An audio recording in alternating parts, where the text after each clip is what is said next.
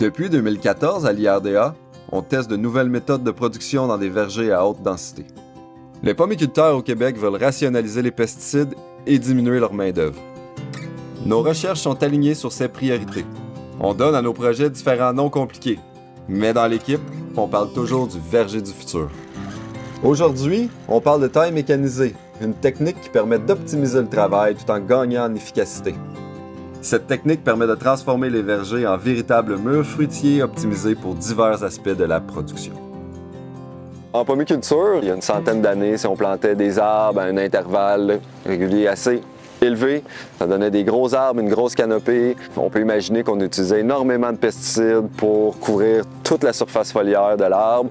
Puis ensuite, quand c'était le temps de la récolte, c'était les escabeaux en bois, on grimpait dans les arbres, on marchait sur les branches, etc. S'en est suivi quelques années plus tard des semi-nains qu'on peut appeler. Donc on a une densité un peu plus élevée d'arbres, la canopée est réduite et tranquillement, pas vite, on est allé vers des arbres qui sont nains, donc qui sont plus petits, d'un gabarit d'environ 8 pieds de haut, 2 pieds de large, sont plantés aux 3 pieds, 4 pieds environ. Au niveau du travail, c'est beaucoup plus efficient, c'est plus rapide. Pour la déposition des pesticides également, là, la canopée de l'arbre, il y a moins de feuilles, donc ça atteint plus la cible. On est capable de réduire l'utilisation des pesticides. Donc pour le futur, c'est un peu de continuer cette densification-là, donc d'utiliser des arbres multi-axes, des vergers piétons, permettre l'utilisation de machinerie agricole très, très spécialisée pour certaines tâches. On est à peu près dans le débourrement, mi-avril. Donc là, on est dans la monoparcelle. On a plusieurs axes. On va avoir du 2 axes, du 4 axes. Puis on va toujours vouloir avoir une canopée en 2 dimensions et non en 3 dimensions. Ça facilite la mécanisation, la pulvérisation, la récolte, la coloration des fruits, etc. Les cultivars qu'on va retrouver, c'est du ambrosia et du honeycrisp.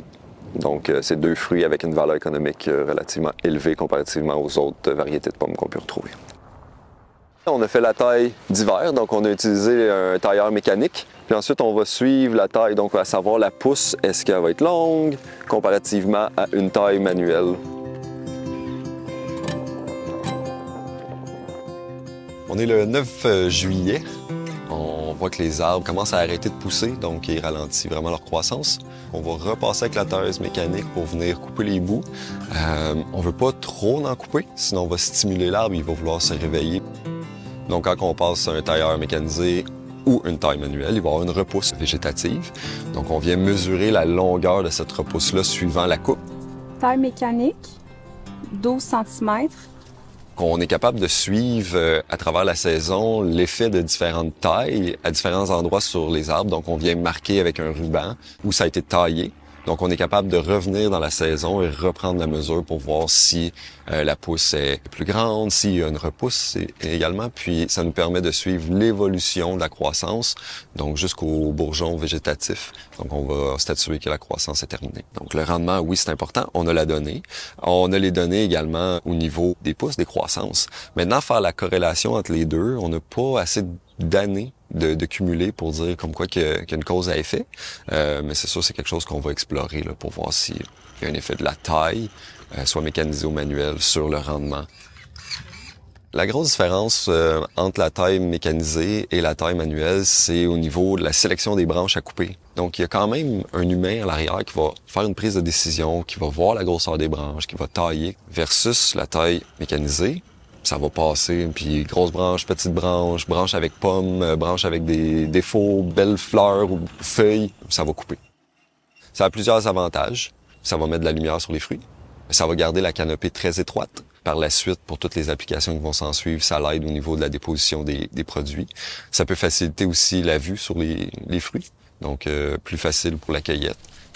L'avantage va être au printemps, puis c'est de sauver le temps. Donc on parle souvent d'un gain de 25% au niveau de la taille.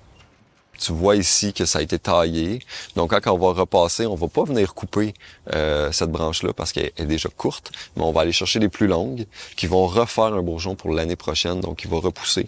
On essaie toujours de garder le feuillage et les fruits le plus proche de l'arbre, mais on veut pas avoir les fruits ici au bout de l'arbre. C'est très, très dur d'avoir des fruits ici puis de ramener ça vers le tronc. Donc, on va tout le temps concentrer environ au même endroit. Puis ici, c'est un bon exemple. Là. Ça a été taillé ici, on a eu des fruits, ça a été taillé juste ici, par les edgers, ça a repoussé ici. L'année prochaine, on va avoir des fruits là. On va venir tailler cette semaine. Ici, il va y avoir le bourgeon à fruits qui va se faire là, donc il va y avoir des fruits ici. Donc on va essayer de tout le temps ramener jusqu'à temps que la branche soit trop grosse. Puis quand que la branche va être trop grosse, trop volumineuse, on la coupe, on renouvelle le bois et on repart.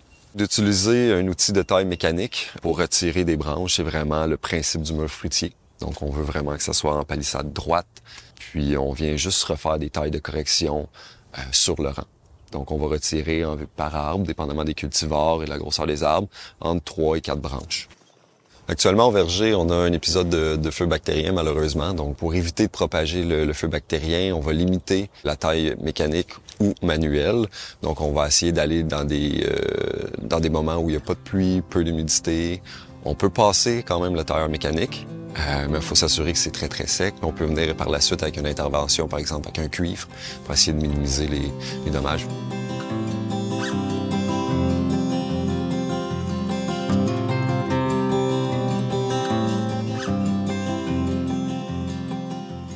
La taille mécanique, oui, c'est un processus qui permet de tailler plus rapidement les haies fruitières, qui se prête bien à la culture sous filet, mais de façon très qualitative. On s'attend à avoir des fruits qui sont plus rouges, une canopée qui est beaucoup plus étroite, moins de feuilles également, donc on s'attend à avoir moins de présence d'insectes.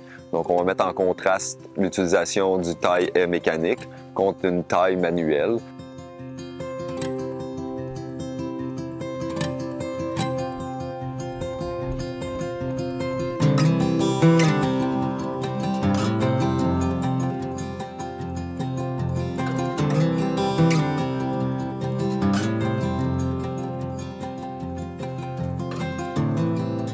L'équipe s'affaire à passer pomme par pomme, regarder l'entièreté des dommages et également la qualité des fruits.